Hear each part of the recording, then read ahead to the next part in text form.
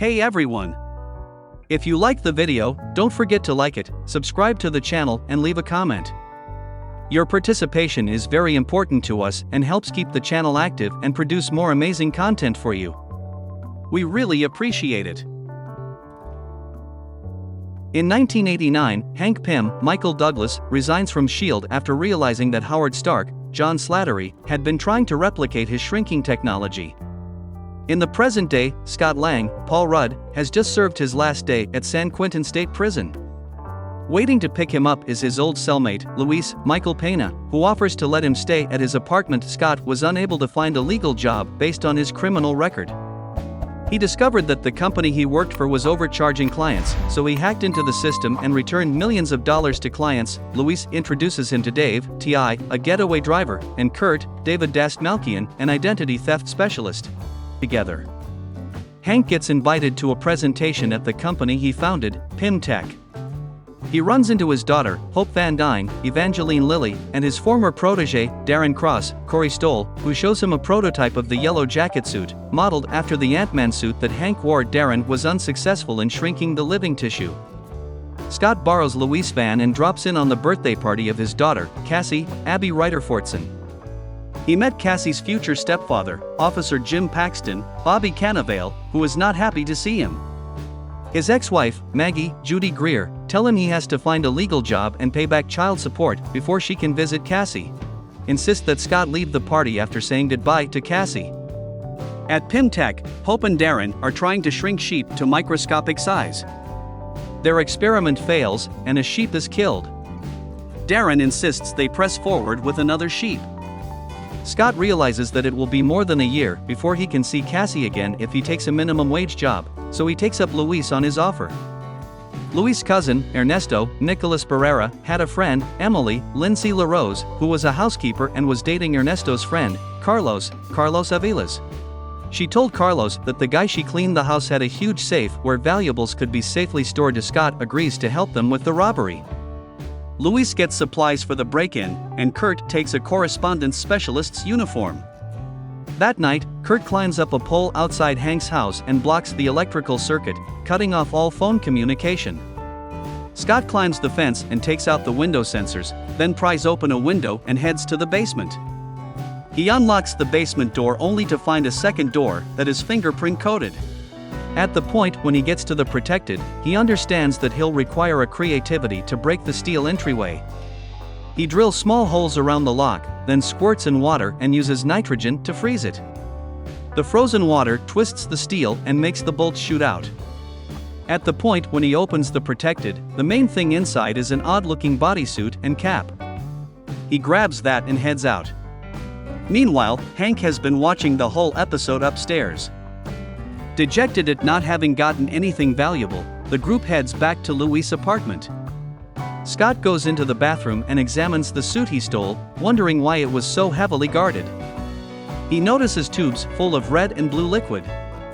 Wondering for no specific reason, he puts it on and ventures into the bath to get a superior gander at himself in the mirror.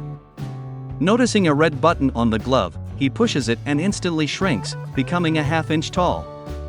Luis comes into the bathroom and he turns on the water in the tub, which is like a tidal wave for tiny Scott. Piece in the helmet. He tries pushing a blue button to return to normal size, but it's broken. Overreacted, he bounces from the water and ends up cruising across the room. He lands in a crack and falls through to the apartment below. In that room, there's a party going on, and Scott realizes he's on a record player. With the needle moving toward him, he hops free and arrives on the floor where individuals are moving.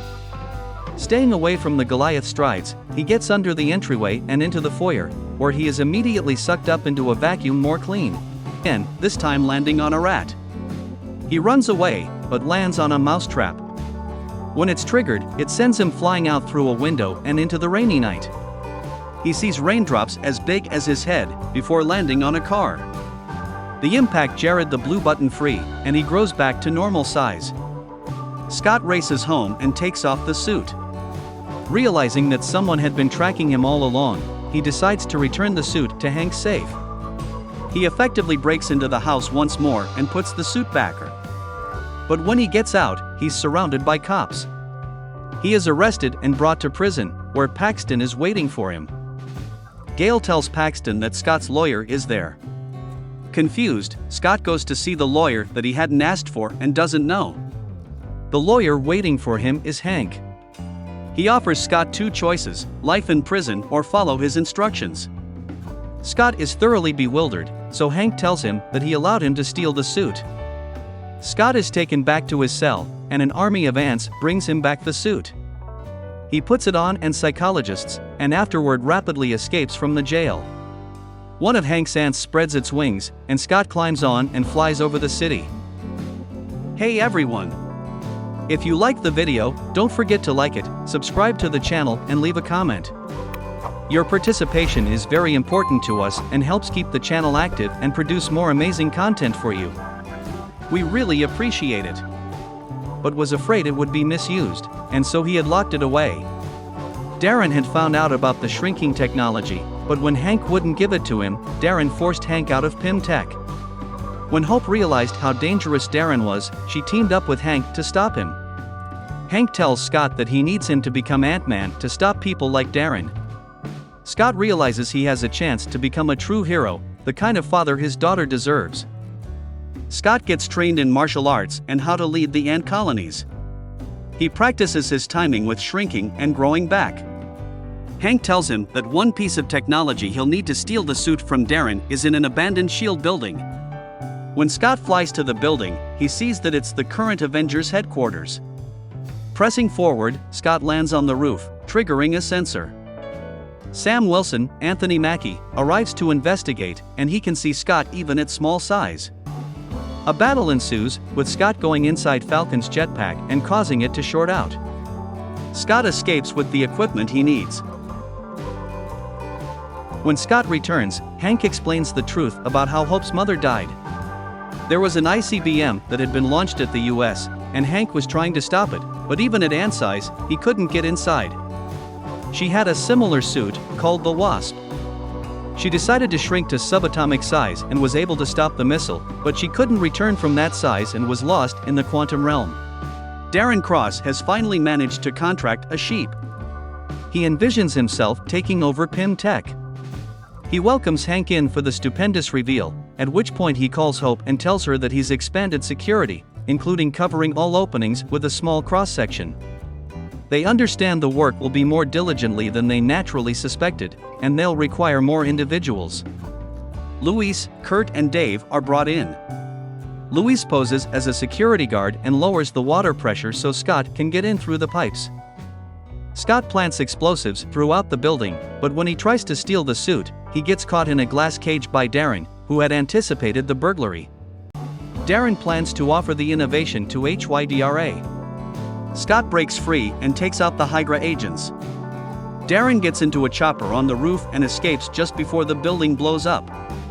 Hank and Hope break out by turning a tiny tank to full size and ride it out the side of the building. Darren puts on the yellow jacket suit, and he and Scott fight inside the helicopter. After they both fall out, Scott is able to trap Darren inside a bug zapper, but Jim Paxton makes an appearance to capture him before he can obliterate the suit. Darren goes to Jim and Cassie's home and compromises their lives, expecting to attract Scott. Scott arrives and they fight. The only way Scott can get inside Darren's suit is to shrink to subatomic size, and he causes Darren to shrink into nothing. Lang is trapped in the quantum realm, but hearing Cassie's voice, he manages to rewire the suit, reversing the process and returning him to normal size. Following the fight, a thankful Paxton covers for Scott so he wouldn't need to return to jail. Hank wonders if Hope's mother is also still alive somewhere. Luis tells Scott that the Falcon is looking for him. Mid-credit scene, after Lang's departure, Pym shows an upgraded prototype of the Wasp suit to Hope, offering it to her. To which she replies, "It's about damn time." And that's it, folks. We hope you enjoyed this full synopsis of Ant-Man movie. If you haven't watched it yet, we highly recommend giving this epic adventure a chance. And don't forget to leave your comments below and share this video with your friends. Soon the full synopsis of Ant-Man and the Wasp, the second film in the franchise. Until next time.